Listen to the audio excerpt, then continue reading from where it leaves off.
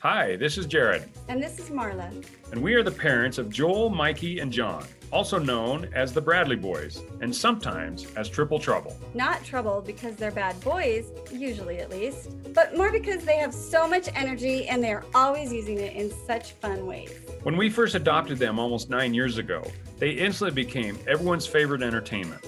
Whether we were in church or at the grocery store or anywhere else, people would just watch and see just to see what the boys were going to do. Lots of people follow us on social media just for the boys, and we definitely can't blame them. So we decided to make a podcast about them. This is for all those that have kids, grandkids, or know some kids and can relate to some of the hilarious things kids do, especially little boys. Thanks for listening. Please subscribe wherever you listen to podcasts and share with your friends. Now let's get into today's episode. Hey everybody, it's another episode of Bradley Boys Triple Trouble. Welcome, and we appreciate all the people that have been watching and listening to our episodes and downloading it and sharing it with your friends. Leaving reviews on the podcast. Yeah, and comments on the YouTube channel. And it's just been fun, getting all the feedback that we have, and we sure appreciate it. And we're definitely still coming up with all sorts of things, but it definitely helps when you guys send us things that your family has done, funny things that your kids have done. And it's amazing how many similarities there are between stuff that your kids have done and stuff that our kids have done and are doing. So this episode, we wanted to talk about some of the trouble that kids, especially younger kids, can get in, and how fast things can just go from seemingly serene, nice, wonderful, mellow atmospheres to complete disasters. And so, yeah, my pretty much title for this episode is why I couldn't take a shower during the day. I think just about most moms of little kids can understand this.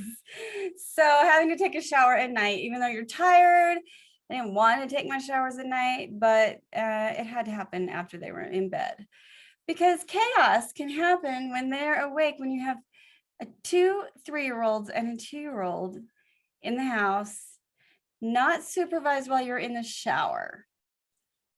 So yeah, the house was safeguarded, and so there's not like exactly. There's coverings over the plugs. There's especially when we were doing foster kids, locked doors and locks on the cabinets. Yeah, it's just the little what kind of chaos spin things on the doors. We had all that stuff. So let's talk about that spinning thing on the door, because this is one of the reasons couldn't shower during the day. So, the child lock things, they're white circles. They go around the door and they connect together. And then when a child tries to open the doorknob, it just spins the white thing and they can't quite squeeze it and grab. Supposedly they can't grab the handle and turn. Sometimes adults can't either. And I guess those work when they're really little, but somehow kids figure it out pretty quick as they grow older. Well, Mikey figured this out when he was 2 or 3. Yeah, he would come up to those and he would just bam his fist onto the front of the doorknob, just flat onto it. And it would pop apart the 2 pieces of the white lock. They'd just pop off. Then he could open the door, just go slam it, pop it. And then they're out. They were just out the door. So we thought, okay, let's wrap it with duct tape. Then when he slams it, he can't pop the door. Well, Mikey would stand there with the patience and with his little tiny fingernails, pick at that duct tape till he got the duct tape off. And the other 2 boys are standing around him. This is what's hilarious. Joel's standing by him, waiting for him to get this done for him. And John's standing on the other side. And Mikey will pick it off, pop it, they're out. Yeah, it's like a horse figuring out the mechanism to open the gate, and then there they go. They are out running around causing chaos. And yeah, the boys, we have multiple instances of when Mikey would figure it out, free them, like they were in prison or something. It was like a massive jailbreak, and then all of a sudden all 3 of them are out there running around just being boys. Yeah. So So on the front door, we ended up putting up a lock up higher up, not one that goes across, not a chain, but the kind that folds over. It's on one side and you push it up just a tad and it folds over. It's solid metal. And you push it up just a tad and it folds over and it holds that door if someone tries to open it. And then to open it, you have to push it up a tad and then you can fold it back. That kind of lock. So one day I was in the shower and I came out and found wait, on the front door? On the front door. Yeah. Yeah, on the front door. So one day I came out of the shower and there was a tower that Mikey was building to get up to that lock. However, the tower wasn't very secure because it had like a chair and then it had cushions. And then it had their little indoor trampoline because we had a little indoor trampoline so they'd have something to bounce on in the house. On top of that, and then more cushions. Like you're going to climb on that thing and fall off and get hurt. But he was building this tower so he could get that open and get out. The thing is, he could get up and get it open, but then they had to move the whole tower to get out the door. And I was out of the shower before that became a successful reality for Mikey them. was building his Tower of Babel. His Tower of Babel to get out the front door and get the kids out the front door. The play stuff is in the backyard. I don't know why they have to go out the front. In the backyard, we had a little sidewalk with trikes and they could ride their trikes on there and little mini skateboards they could ride. We had an indoor trampoline that they could jump on with a slide that went, little tight slide that went down to it. And the toys are in the backyard. I don't know why they needed to go in the front yard. Anyway. It's not freedom. True. Okay. That's why. So again, I think this was the seal the deal moment. When I got in the shower and I got out, the boys had been in the pantry. Well, okay. So we need to preface this because I think in the middle of all of this, you learned how to take a shower in like 2 minutes. If I'm not washing my hair, my showers are about 2 minutes. Yeah. Yeah. It's insane how fast you're in and out of there. And so it's not like she was in there for 40 minutes, you know, and the kids were unsupervised for a long time. This is just like really fast. Yes. And now the boys have always been crazy fast and doing anything, especially like once they set their mind to it and they go, oh yeah, that's a great idea. Man, it's insane how fast they could set things in motion. But yeah, this is, so we're talking literally this, I'll bet this all happened in a matter of probably 10 minutes. 10 minutes? Okay. Well, we'll say it's 10 minutes, but it's probably for this pantry episode. They had a few minutes, but there was 3 of them working in there. So it was, they can work fast. So they go in the pantry and they open everything and dump it on the floor. So they opened the chocolate milk. Well, first of all, they pulled all the cans onto the floor. So cans are just pulled off and dumped on the floor. Cans they couldn't open. Yeah. Like green beans and stuff like those that. kind of things.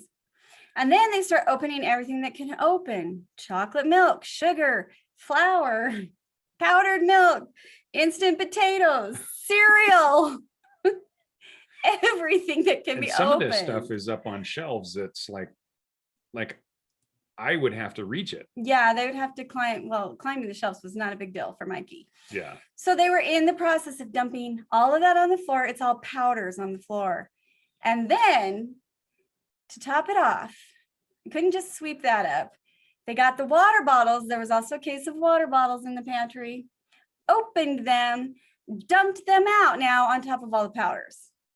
So now, if you know flour and water, instant potatoes and water, now you just have this gooey mess all over the cans, all over everything, all over the floor.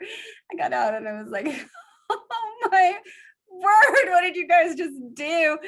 And they're in their diapers and so I put them in the backyard to play, told them they had to stay out there while I cleaned. And I just had to start kind of one can at a time, cleaning stuff off, putting it up till I just got down to the goo and clean up the goo. And it took forever. And we have a picture of that. We're going to post it in this video. Yeah, that picture will definitely go in the video. So make sure to go to our YouTube channel and you can see that video or see that picture. So is that when we put a lock on the door of the pantry or not? A locking I swear handle? we had it. No, we had. It was a lot later when that came, wasn't it? I don't know, but we may have installed it because I think that's when we had like one of those spinning things on the door Then prior you to pop that. it off.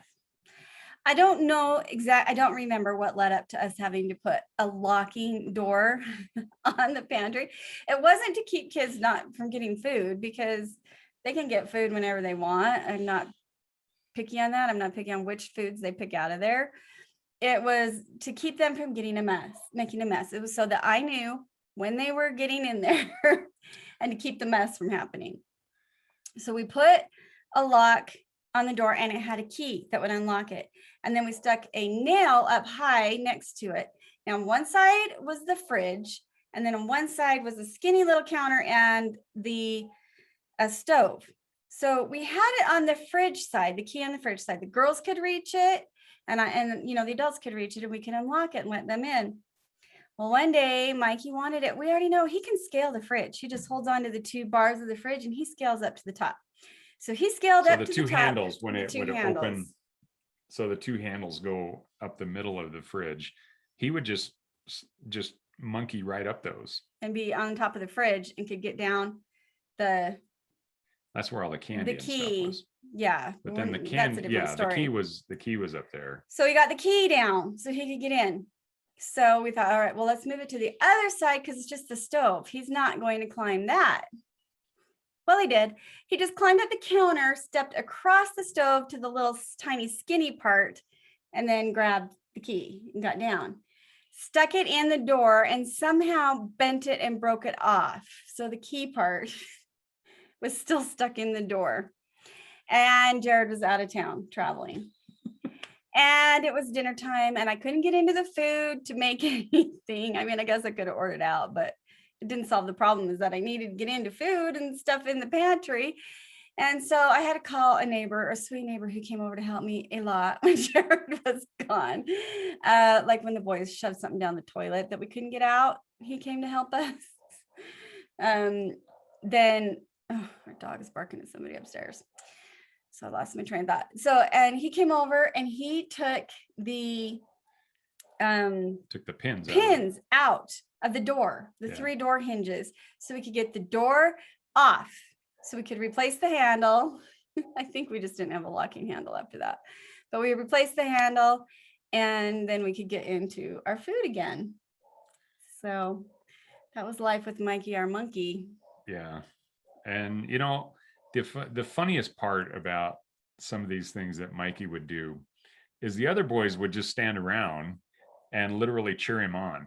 They'd be like, hey, Mikey, grab the, particular type of candy that they wanted. So it was always sending Mikey up the fridge to go get, the candy. But then once he got up there, they would just be like cheering him on, saying, yeah, and another amazing thing about it is like after Mikey would get in, he would climb back down and then replace the key. Yeah, he would climb back up and put the key back up there. He would put the key back so that we wouldn't have any idea how he did it.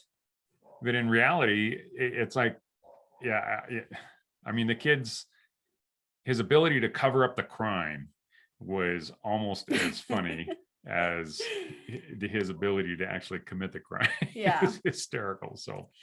So I guess one more thing about him scaling the fridge. So I did above the fridge. So on the cabinets below, we had cabinet locks that would go around the round from the center lock thing through the cabinet handles and then back inside. You'd have to push a button and pull out like a zip tie kind of side to get in and out. It was like a zip tie to get in and out of the cupboard. But above the fridge, I never put one of those on. I put the knives up there to keep the kids out of the knives. And I would put this is above the fridge. The fridge, yeah. So I put the knives above the fridge and I put the candy above the fridge so that I had to get the candy down for them. Well, one day they wanted candy. And so Mikey scaled the fridge, got up there, he opens the cabinet and he's getting candy out for the boys. Luckily, he didn't get into the knives. He's just getting candy out. And Joel's down below, cheering him on, waiting for him to drop the candy to him. John comes over, waiting for him to drop the candy. Mikey scales back down. So after that, I had to put those cabinet locks on the cabinet above the fridge to keep it locked, because that's where the knives were, and we didn't want them up into the knives. And so, but also these kids are wired enough. The last thing they need to do is be chowing down on candy every day. And I mean, yeah, you want to be in control of that. But basically, we had to put cabinet locks above the fridge.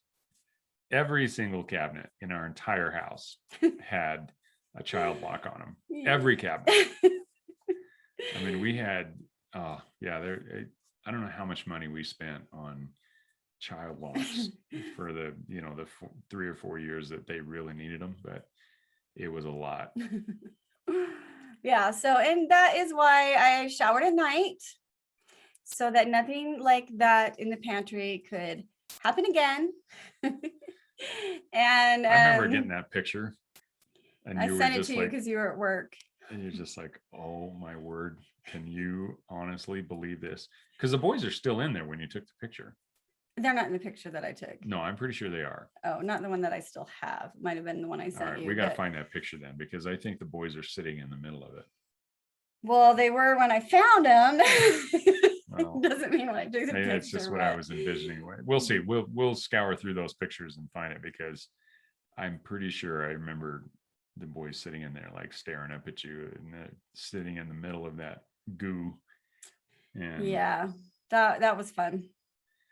okay, guys. Well, if you have any funny stories of kids getting into the pantry and just causing havoc, then let us know. And comment on the podcast and let us know what you think, and let us know what your kids do. Okay, guys.